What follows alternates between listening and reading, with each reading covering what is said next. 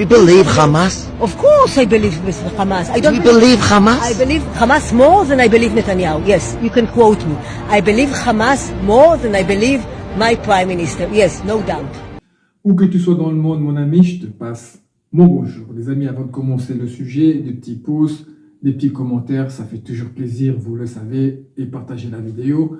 Abonne-toi si ce n'est pas encore fait. Les amis, la flottille internationale, notre flottille de paix, la flottille qui devait aller à Gaza pour apporter des vivres aux Palestiniens. Cette flottille a été interceptée par l'armée israélienne. Justification de l'armée israélienne de l'interception de la flottille. La flottille humanitaire arrêtée avant de percer le blocus de Gaza. Oui, l'armée israélienne a intercepté les 45 navires les uns après les autres et arrêté des centaines de militants pro-palestiniens originaires d'une quarantaine de pays, notamment l'eurodéputée insoumise française Rima Hassan et la militante suédoise Greta Thunberg. Donc là, vous voyez l'interception. Là, on a un autre bateau qui appartient à la flottille. It is likely to believe that we will be intercepted tonight by Israel, which would be a blatant violation of humanitarian and maritime law. Israel is not immune to international law. Un navire s'est rapproché, semble-t-il, à une dizaine de kilomètres. Vous voyez la carte des côtes gazaouis, mais l'armée israélienne affirme qu'aucun n'est parvenu à percer le blocus et dit surtout avoir empêché les navires civils d'approcher une zone de combat active. Les militants ont été arrêtés dans les eaux internationales.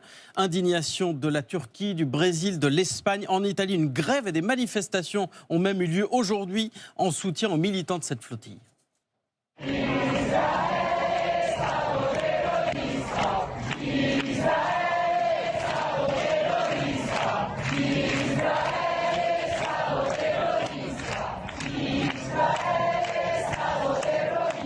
Les manifestants ont envahi les gares de Rome et de Naples. Le départ d'armement à destination d'Israël a aussi été bloqué par les dockers au port de Gênes. 40 citoyens italiens arrêtés. Nous ferons tout pour les ramener au pays, dit la présidente du Conseil, Giorgia Meloni. Cela dit, je continue à penser, dit-elle, que tout cela n'apporte aucun bénéfice au peuple palestinien. La France aussi a rappelé qu'elle avait déconseillé à ses ressortissants de prendre la mer. Et surtout, beaucoup ont été arrêtés dans le zoo international. Là, ce n'est plus de la sécurité. C'est du piratage d'État, les amis. C'est du piratage. Dans le zoo international, ils n'ont rien à dire.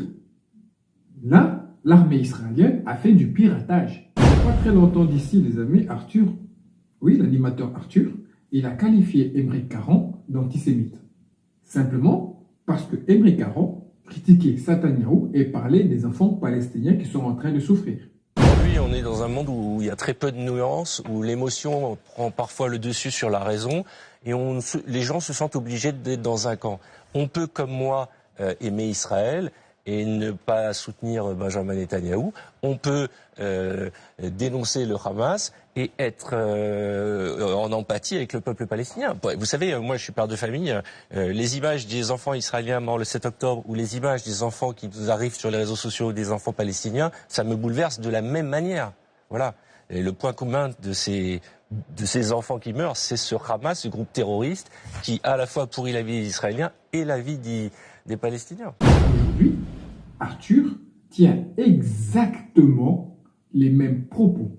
Donc, si j'applique sa propre grille de lecture, il devrait se traiter lui-même d'antisémite. C'est là que la critique d'Émeric Caron frappe. Il ne dit pas que Arthur est antisémite.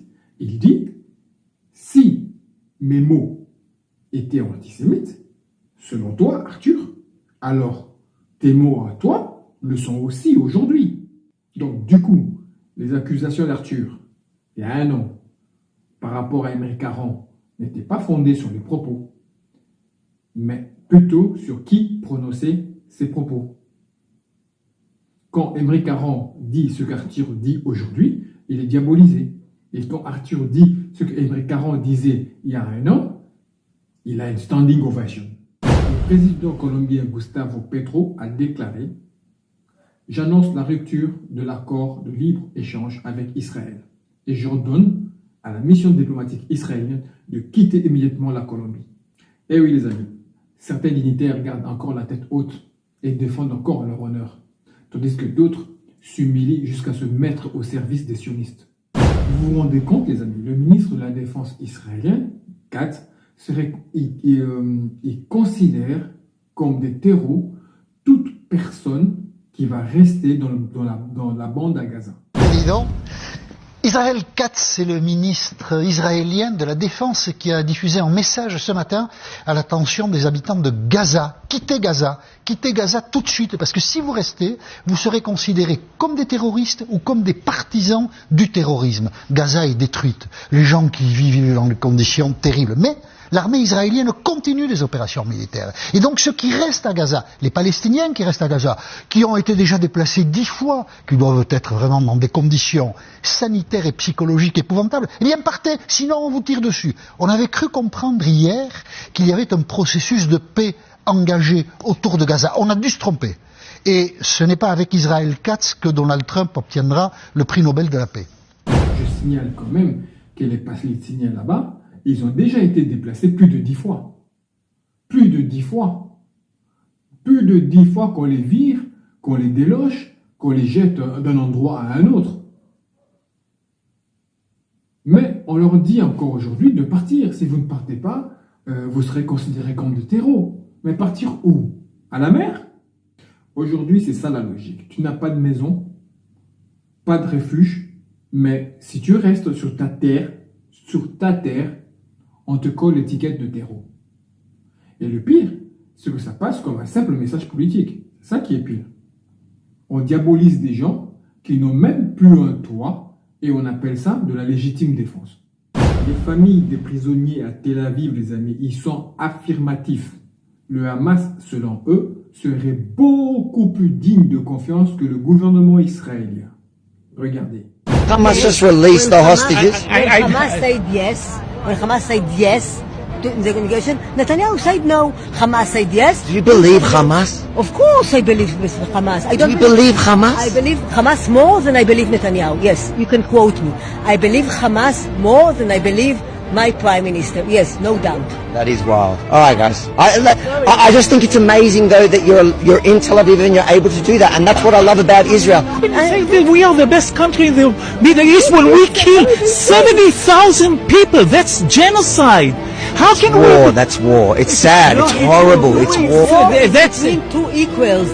No. That's not true. When is war between two equals? Why is war defined by the two parties? Yeah, we're doing a war against children. Nobody locks the fucking children, mate. Nobody locks them. Ils voulaient attaquer des mosquées et empoisonner de la nourriture halal. Voulaient commettre des attentats contre les musulmans. Ils ont été condamnés à 2 ans de prison ferme, mais ils purgeront leur peine à domicile sous bracelet électronique. 6 membres du groupe AFO, âgés de 39 à 76 ans, préparaient des actions violentes contre la communauté musulmane. Parmi les projets évoqués dans leurs échanges en ligne, tuer 200 imams radicalisés, viser le rappeur Medine ou l'islamologue Tariq Ramadan, faire exploser les voitures des arabes et des mosquées et empoisonner de la nourriture halal de supermarchés. Le tribunal a aussi écouté un certain nombre d'arguments qu'on a essayé de développer à l'audience, notamment l'idéologie qui est ce socle commun de ce groupe, une idéologie meurtrière, une idéologie raciste, xénophobe. La plupart des mises en cause, dont certains ont été relaxés, ont un passé militaire ou affirment avoir un attrait pour l'armée. L'un d'entre eux, Daniel Rimbaud, avait par exemple été recruté pour ses connaissances en explosifs. Des armes à feu et des milliers de munitions avaient été trouvées chez eux lors de perquisitions. Les militants du groupe AFO ont été condamnés pour association de malfaiteurs terreaux. Alors là, c'est le pompon, les amis. Là, je me suis fondu de rire. J'ai été mort de rire en regardant. Ouais, c'est moi. En regardant cette vidéo. Sur CNews, les amis, Sarah Sandman est en train de muter. Elle est en train de faire une mutation, cette femme. Oui. Moi, par exemple, je suis un homme public, donc j'interviens sur ces sujets. On me conseille de ne pas trop en dire. Oui. Mais vous, c'est détournement de fonds publics, c'est pas la même infraction. Je n'ai rien détourné du tout. Voilà. La juridiction le dira. Aucun enrichissement personnel. Voilà. C'est l'utilisation des assistants parlementaires qui est en jeu. C'est la justice qui le dira. Oui, non mais je vous le dis. Le terme est pompeux, mais derrière, il y a rien. Après, on peut se poser la question, est-ce qu'il est souhaitable de pouvoir se soumettre au suffrage universel direct quand on a un casier judiciaire? C'est une question qu'on peut se poser. En fait, moi, ce que je veux, c'est que le peuple tranche. Oui, mais vous voyez, moi, par exemple, je suis avocate et je dois donner un casier vierge pour prêter serment. Pourquoi les politiques pourraient, avec un casier judiciaire, se soumettre au suffrage universel direct? Parce que vous n'êtes pas élu. et que c'est le peuple. Mais il y a beaucoup de politiques qui avaient dit justement qu'ils voudraient un casier vierge pour se présenter. Et je crois que Marine Le Pen en faisait partie. Non, mais c'est la question du peuple souverain. C'est un vrai débat. Qu'est-ce qui doit décider? Est-ce que c'est le peuple souverain? C'est le peuple souverain. Ou est-ce que ce sont finalement les juges? Effectivement, l'utilisation de détournement de fonds publics, qui est souvent fait pour ceux qui ont attaqué, en l'occurrence, Marine Le Pen. C'est pas ça le vrai sujet, parce que les gens te disent... c'est quand même un sujet de détourner plusieurs millions. Ne tombez pas dans ce piège. Non mais je vous dis, que ce soit pour le RN, pour LFI, pour tout le monde. Qu'est-ce qui lui passe par la tête? Elle croit qu'elle est où, elle? Elle croit qu'elle est chez Mediapart ou quoi? Alors ça, je t'explique. Normalement, la règle d'or à CNews, c'est simple. Même une avocate comme toi peut comprendre. Tu dis amen à tout, tu hoches la tête et tu tapes sous les mêmes cibles. Je te dirai pas quelle cible. Tu es bien placé pour le savoir. Mais là, non. Toi, tu balances cash au maire RN. Est-ce que c'est normal qu'un élu avec un casier judiciaire puisse se présenter? Moi, en tant qu'avocate, on m'impose un casier vierge. Sur le fond, tu as raison. Moi, je milite totalement pour ça. Mais tu peux pas dire ça sur CNews. T'es folle ou quoi? C'est pas le standard, c'est pas... Non. Là, t'as mis un silence gênant. Et regarde, Pascal Pro, il s'est mis à s'agiter de tous côtés. Les gens se sont décomposés.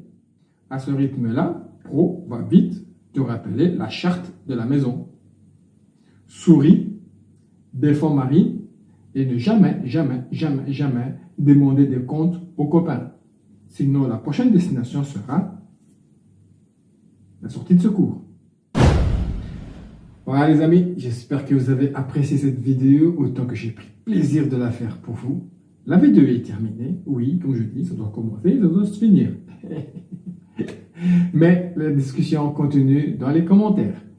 Mettez un petit pouce, abonnez-vous, un petit sourire, partagez la chaîne et on se retrouve d'ici quelques jours. En attendant, paix sur vous.